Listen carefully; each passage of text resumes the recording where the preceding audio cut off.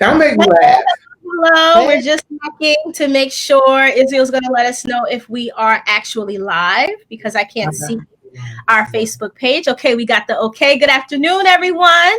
My name is Kalina Berryman. I'm the director of the Abbott Leadership Institute, and you know that because you are on my Facebook page. And we are here today with our first ALI Parent Power Hour featuring one of my favorite parents in the universe, Miss Nancy Michael. Miss Michael, say hello to everyone. Hello, Assalamu alaikum. Hello, everyone. Miss Michael, thank you for joining us. Today's Parent Hour is about the current state of affairs in education and how parents in their homes can, as you said in our phone conversation, take their power back. Before we get started, I want to first just take a moment to send prayers and du'as out to everyone who's impacted by the coronavirus, also called COVID-19. We send our, just condolences to those who've lost loved ones and just prayers that we see this for, an opportunity for us to come together and to take back our parent power and love on our children a little more and love on one another. So, prayers and du'as to everyone who's impacted. Last week, Miss Michaels, our worlds were turned upside down. So the schools were ordered to close and educators were scrambling to try to figure out how to do remote learning, to put together packets and WebExes and Google Classrooms and SQL and oh my God. And all of us parents like myself of, my 7-year-old Jared, hey Jared, we were like, whoa, what are we going to do? And we, just in a matter of days, had to become what you have been for many years. Miss Michaels is the mom of 5 young people that ALI has had the privilege of having in our programs. Zaki, Idris, Hawa, Rabia, and Musa. Shout out to them. We love them, guys. I know they're back there somewhere, some of them. No, they're somewhere being quiet. Oh, I know they're around. And, they've always just been beautiful, amazing children, brilliant young people. So when I was faced with this challenge of becoming a homeschooling mom and a working mom, I immediately thought of you, Miss Michael. And I think that a lot of parents across the city with the homeschool packets that have gone home across the state, across the nation, are wondering how to do this. And so we wanted to talk to someone who does this. So Miss Michael, just tell us a little bit about how long you've been homeschooling your children. So for the most part, they've been home for, I want to say 8 years now. Oh. The first year that they were home, I was kind of panic stricken because I think I kind of sort of, what you're experiencing now, I kind of sort of did to myself voluntarily. Oh, so I felt all of those feelings. I felt like I'm not adequate. I'm not a teacher. But the first thing I had to remember is that I'm a parent and I love my children and I want what's best for them academically, socially, and just overall. I want them to have opportunities that I have and even opportunities that I didn't have. So the first year they were home, we did okay, but like I said, it created a lot of self-doubt. I was worrying and wondering if I was doing the right thing as a parent. You get a lot of feedback from other parents and community members, family members. Everyone has some type of input. But they went back to school after the first year, and I got a lot of good feedback from the Orange School District. I want to give a shout out to them. They were very supportive. They was like, Ma, you doing good. They were like, whatever you're doing, keep doing, keep up the good work. And they made the transition from school to home and from home to school and then back home again. It was smooth. I got a lot of feedback from my kids, but, I think the hardest thing for them was the socialization piece that they missed. Not being around their friends, not going to school, and not being able to participate in school. Yeah. But it's easy. But the main thing that I want to say is don't doubt yourself as a parent. Know that you're smart enough. Don't doubt yourself as a parent. Yes. Know that you're smart enough and you love your children and you want for them to academically excel. Absolutely. Then it's going to come and pray. it's going to be hard at first, but it's going to become easier as, you don't put too much on yourself is what I want to say too. Yeah. And we don't know how long this is going to last. So we can't blow it off because what if it's for weeks to come, Yeah. And I know, like for me, when I first started homeschooling, I was like, okay, I'm going to keep them on their same schedule. So I put too much on myself where I got up, I made breakfast. They had breakfast from like 8:30 to 9 o'clock, and then from 9 to 9:45, then 9:45 to whatever. I tried to put too much scheduling, but home is a relaxed area. It's a relaxed place. It's a comfort zone for your children. When they leave school, they're at home. So you can't create a school environment in home, but you can create an educational environment. So tip number 2, don't try to create a school environment at home, but create an educational environment at home. Yeah, most definitely. Because your children are going to learn, from you as a parent, first of all. You're only here to kind of sort of supplement and help. And the other thing I want to say, if you don't know something as a parent, do some research. I Google everything. And I'm not a math person, so I use a lot of resources. Like YouTube has a lot of educational resources. If you're trying to do algebra problems, YouTube is a good place to go. They have like a lot of tutorials, a lot of tutors, a lot of, resources for home people. There are a lot of homeschool resources. Facebook has a homeschool parent kind of group. Okay. Look it up. I'll send you the links for all of this stuff afterwards. I just got to pull it together. Then there's a lot of free resources. The Department of Education, prior to this COVID thing, that was my starting point. The new Department of Education, because I had to look at the curriculum and what they were supposed to know and try to kind of sort of integrate that into what I was doing in my home. So that's another place to go for good information, Department of Education. So tip number 3 is do your research. Do your research. Yep. Yeah. And I think what's also different, which is kind of like a blessing for those of us that are doing this now, is that where you had to search for guides and videos and things, a lot of the educators that interface with our children, they are our supports.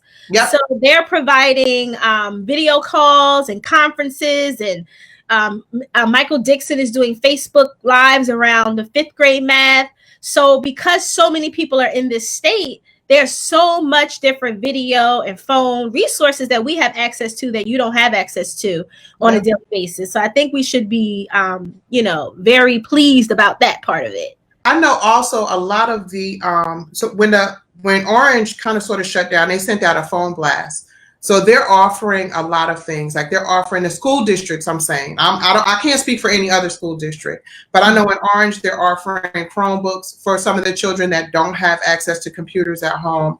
They're also some of the local cable companies, like maybe Comcast. They're also offering like discounted. The first month is free, and then maybe you can have a basic internet connection for like $9.99. So as a community, I think we're starting to come together because we don't know how long this is gonna, last.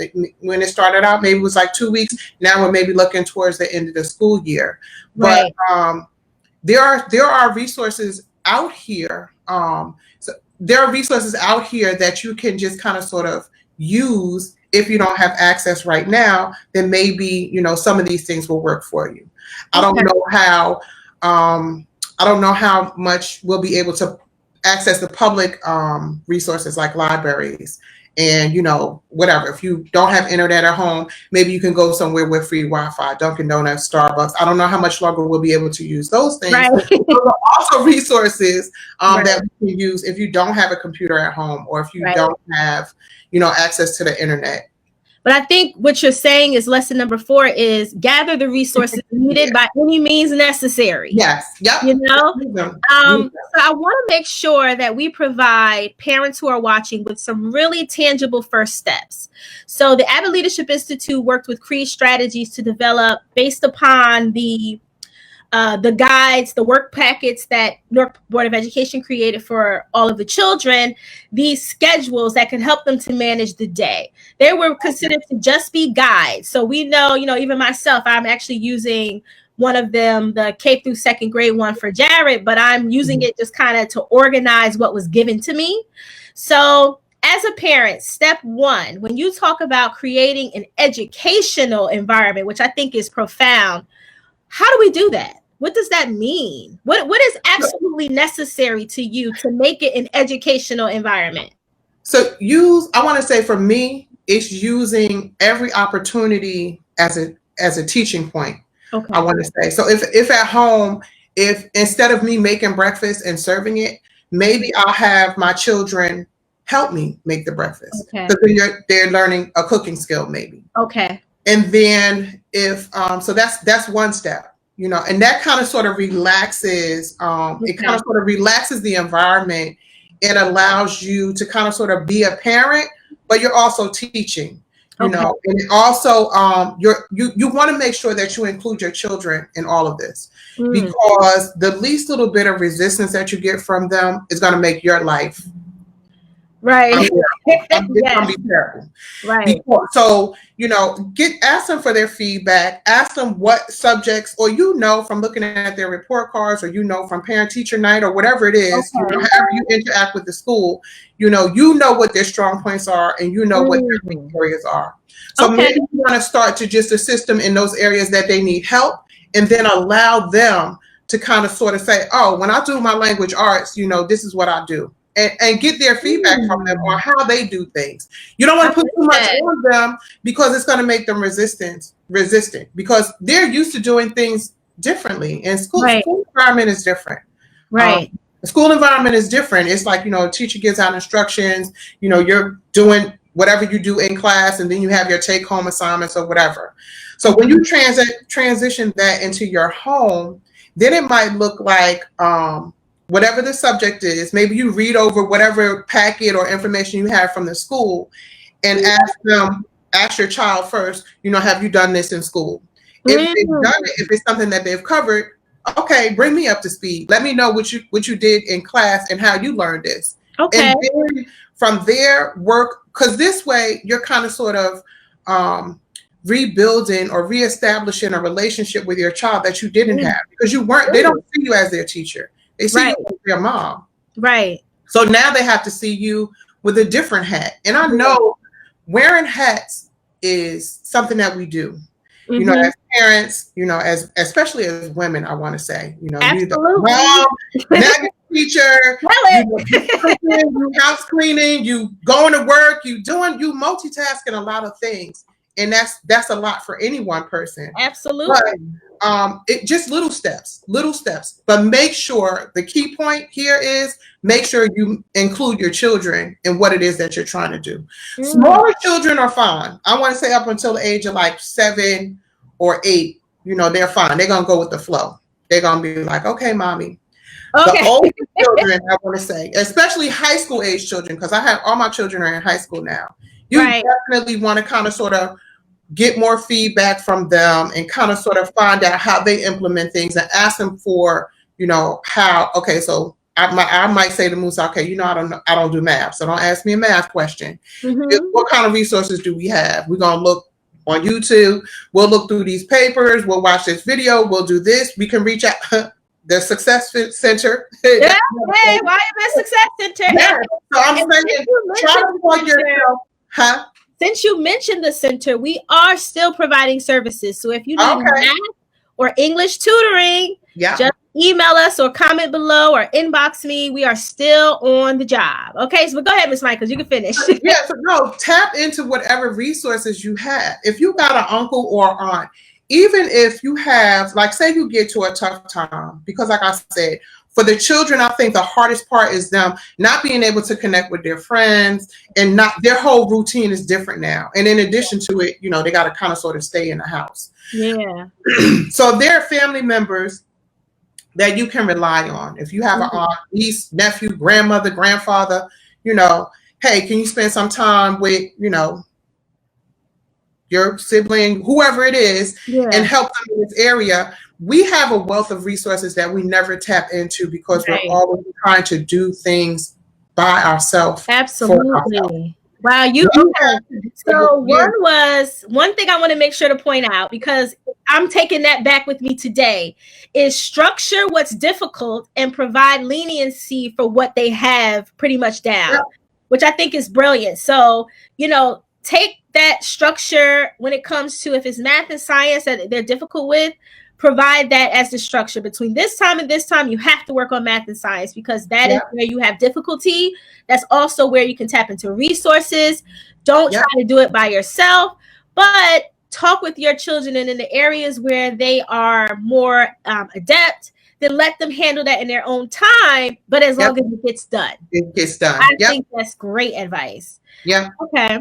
So my next question for you is, I'm not only, I have the privilege of working from home, but I'm still trying to keep Jared on schedule and also working from home. But there are some parents, moms and dads, who have to work someplace else and kind of maybe have the oldest child kind of watching the younger ones. I know there was a point in time when you were homeschooling your children that you worked as well. Yeah. So do you have any tips or guidance for how working parents outside of the home can keep track of this? So I can say for the most part, Zaki, he's my oldest. So in between him and Musa is like a 12-year difference. Okay. So he helped me a lot, and then also all of your children, I want to say, and if you have the more children you have, it might be easier, but when you have one, it's harder. Right. So I guess I'm reframing my answer as I say it, because this will work if you have a lot of children and there's a significant age difference between your children. But if you have one child or two children, I want to say in terms of, and I want to speak to that first, in terms of that, maybe there are internet resources you can use. So if you're at work and you leave your child at home with someone, like, maybe their grandparent or brother or sister, whoever it is, and you have one child, then maybe try to plug them into free resources. Like Khan Academy, I want to say is one. That's a free resource. That's a good one. And then there's another one, IXL. That's another good resource. And I think most of these programs are from K to 12 for the most part. So we're keeping notes of all the different jewels that you dropped. So we'll remember too. We'll add the links at the bottom. You don't have to worry about that. Okay. So IXL and Khan Academy are good so when you work, if you're absent from home, you can have the children, and you can also check and see, like it measures their progress, and you can tell how much time they spent on an activity. So those are good resources to use if you're outside of the house. I want to say when you come in, and if they do, and it might also help them to be able to complete that packet, because if they go through the program or the exercise in IXL, then it gives them, maybe that's kind of sort of like, it would take the place of a teacher or an instructor if they're struggling, with something. And then you'll be able, maybe when you get off of work, if you got enough energy, if you got enough time, then you sit down and maybe you can do the actual exercise in the packet that they brought home with them. But they've already done, the piece by themselves in IXL or Khan Academy. Another one, I think the one that Musa uses now, but it's not a free resource. I think it's Acellus. It's spelled ACELLUS. Okay. Acellus. I think that's what it is.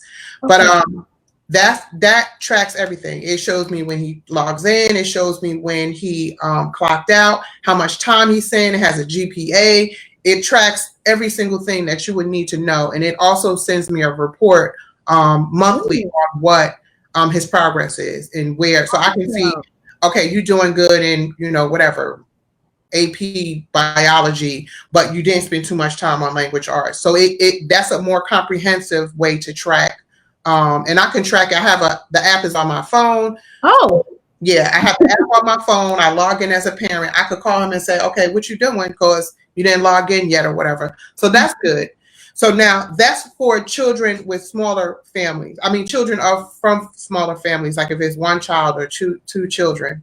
Okay. But if you have a larger family, I want to say that my children, Zaki was the oldest, so he kind of sort of helped out in my absence, but all of them, kind of sort of help each other because they're kind of sort of staggered, like, they're 2 and 3 years apart. So they always helped each other out, when there was a need to. So if you have a larger family, it works because you can say, okay, can you help so-and-so with this? While you doing this, can you help this person with that? And that keeps the older person occupied with helping the younger person. And it also makes a more cohesive bond with your children. They're bonded. Now, even though it's only like 3 kids in my household, they're still, really connected with the older people that are outside the household, like Idris. And they always, who you on the phone with? I'm FaceTiming Zaki. Oh, I'm FaceTiming Idris. So they're always close. Absolutely. They're really close now. Really close. I'm glad that they're close. When they were little, that was different. But I'm glad that they're close now, and they're old. Like, I was gonna be 20 this year. I'm like, oh yeah. So I want to open up to those who are watching. If you have any questions, now's the time, because I'm down to my last 2 to 3 questions. Oh, we do have a couple questions. Okay. Someone said that this is a great time to teach kids about Black history. If you're Latino history, absolutely. Cousin Phil, this is a great time to do that. And I think that actually is a good segue to my next question, because this is an opportunity now that home is really turning into an educational space for you to think about other things that you want to educate your children in. And I know one of the things that we talked about in our conversation was how you get everyone to kind of relax. And you told me about one of the things that you guys do that I think is awesome. So can you tell us about one of the most recent bonding thing that your family does? Do you know what I'm talking about? Tea time? Yes. Tell us about tea time. So tea time. So I guess with this whole COVID-19 thing, one of the things that I do, I make tea. So now we all drink tea. But so now we use the tea time to kind of sort of make different kinds of teas. Like we make elderberry tea, we use Shashandra berries, so they're also learning again, like how to kind of sort of mix things. It's also like an entrepreneurial opportunity for them too, because you can take that and you could take that and turn it into a business. You making tea, you do whatever. So the tea time basically is, we have like a whole lot of herbs here. We use ginger root, we use a lot of turmeric, we use a lot of like honey and black seed oil. So the tea time is basically, we make different teas like almost every day. Sometimes we make this tea called cold knockout tea. I think you had that one before. Yes, I have. Absolutely. So we make all of these different kinds of teas, and that's something to me that we do as a family, and it's something that my children will do all the time. Sometimes, Musa will be like, "Oh, try this out. I made this," and I'm like, "Okay, this kind of good." I thought it was too spicy, but I'm like, "No, it's good," Or he'll be like, "What should I add?" Or so it's everything is to me. Everything is learning. So the tea time is good. We also take the tea time outside of here because, like I said, part of us learning and kind of sort of staying connected, the girls and I go to kickboxing on Sunday. So we go on tea time and we take it to our kickboxing class, and we share with the people in the group, and we talk about the different things in the tea. This is good. This is anti-inflammatory. This is that. So that's bonding outside. And it also that's a time for just me and my girls. Yeah. So everything is kind of sort of a learning process. Like, I think like everyone has taken away something. And I always tell them, like, look inside yourself. Like, what you enjoy doing is what you're going to be motivated to do. Absolutely. So every single person has their little thing that they do. Yeah, they're good. Howard has her own, cosmetic line or whatever. Like he sews. Yeah. A couple of fashion shows coming up. Yes. Rabia is into the photography and art. Let me tell y'all about her tribe. Okay. No joke. Wonderful. So and that's what I'm saying. Like all of these things that are innate in them, those are the things that are going to allow them to make money in the future. Mm-hmm. Those are the things that are going to sustain them. It's important for us to have an academic, a good academic background. Mm-hmm. But what you enjoy doing is what's going to move you forward. Absolutely. That's where you're going to make money at. That's what's going to make you happy, because all of us, I'm sure all of us, not all of us maybe, have had jobs that we went to because we got paid and we needed the money. But very few of us are able to do what we enjoy doing on a daily basis. And that's what's important. That's what's going to give you longevity in life and making money and whatever it is you need to do to sustain yourself. Yeah. As the world changes the way it does. And it's changing. Like rapidly. It just changed. It's changing rapidly. It's changing rapidly. It's changing. Yeah. Yeah.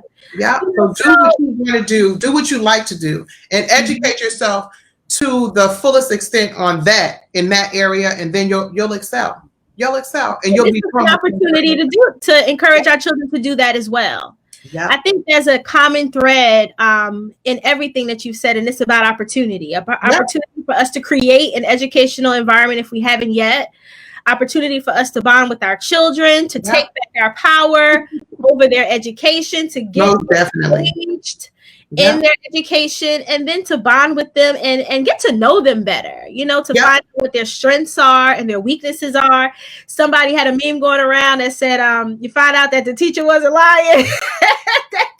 That was the first thing I found out too. That's the first thing you find out, because kids is cruel. I'm trying to tell you, they cruel. Oh, you want to be the teacher now? Okay. Maybe this will finally bring parents and educators together like never before. I know that's right. So we have 6 more minutes. If there are any questions or comments, we feel free to send. But I do have one more final question from myself. So, to just sum up everything, this is hard. It's a challenge. It's a stressful time. What is it that you want parents who are watching to know? What do you think is going to get us through this time? What is some just one parting word that you can leave us with? I'm going to say you got this. You got this. Meaning, when I say you got this, okay, you're already, as a parent, you're already a teacher. Amen. It's hard. I think the hardest thing right now is just being confined, in a space with our own children that we gave birth to. And it's only been 4 days. Week 1. This is week 1, folks. Week 1. So just relax and, don't doubt yourself. Don't doubt yourself, because, that same doubt is what is going to cause you to not excel at this. And I'm sure that we all can. And like I said, when you feel overwhelmed, you need to be able to reach out to people and say, hey, I need your help in this area right now. So don't be overwhelmed. Yeah. And you got this. You got this. It's going to get, I'm not going to say it's going to get easier, but it's going to become more methodical, and it's going to become more routine and part of your daily. It's just a transition. It's another transition in your life that you have to make. But I'm sure that, you got this. You got this. You got this. Yeah. Ms. Michael, I want to thank you for your time today, for your willingness to do this for our families and for the Abbott Leadership Institute. As you said, not many people get to do what they love, but I'm one of the people who do, or who does. I'm able to do what I love. And one, it's talking to parents like you who have gifted this world with 5 amazing young people who I'm very proud to know. I get to show the world how brilliant and powerful and dynamic our parents are, because whenever I need to know something, that's who I'm thinking of first. Who is the parent? I know you don't like the word expert, but who is the parent expert that I can tap into. So thank you so much for being willing. Thank you for all that you shared. Thank you to everyone who tuned in. We will make sure to share all of the links. Mama made it. I'm on TV. Thank you guys. ALI will continue to do our Parent Power Hour. The next episode might not be on my page. It might be hosted on ALI's Facebook page, but we hope that you will tune in. Thank you guys so much. Have a beautiful weekend, and we got this. Let's do this. We got this. Thank you. We're going to log off. So just say bye, Miss Michael. Bye, everybody. Good